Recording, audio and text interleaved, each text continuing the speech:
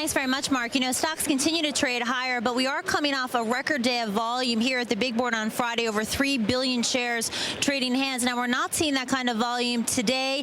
We are heading into the holidays, but I do have joining me now Lou Pastina. He runs the New York Stock Exchange floor. Lou, when we talk about volume, how significant can investors look at volume in terms of Friday, in terms of what it means going forward? It's a pretty important indicator of where things are going. If you look at Friday, you had the expiration on Friday, plus you had rebalancings that mean that there were going to be a big opening and a big close, and we handled both of those very well. It was the record we broke was over 16 months old. Okay, when we talk about an indication of future growth, it does mean or set the tone perhaps for the next few months for business here at the New York Stock Exchange floor?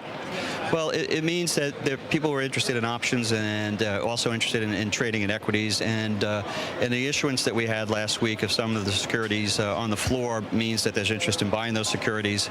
So that's a good sign. It's also a good sign that our systems were able to handle all that traffic, and our market model handled it very well as well. Right, so when we have more shares being issued by the banks after the banks repaid the TARP, that means there's more stock to buy and sell among investors, and that trend should continue going forward. And there's a feeling that that interest is there on the part of investors. So that's a good sign. It means they have confidence in the systems, in the market, and that's a good sign going into the new year. When we talk about competition among the other platforms, BATS and some of Direct Edge, your direct rivals, what does a day like Friday do for the New York Stock Exchange shareholders? Well, Friday we had 50% market share, and that's more than double than what we usually have. And on a day like an expiration day, where it's so important to get the price right, this market model blends people with systems. And at the close, we had records set. So, for instance, Citi traded almost 500 million shares on the closing trade. And to do that in an auction style means that you're going to get the price right, and that's where the confidence comes in.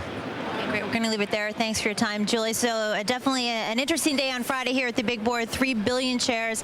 Volume not nearly as heavy today, but certainly a good sign perhaps for the next few months. More interest in equities and options. Julie, back to you.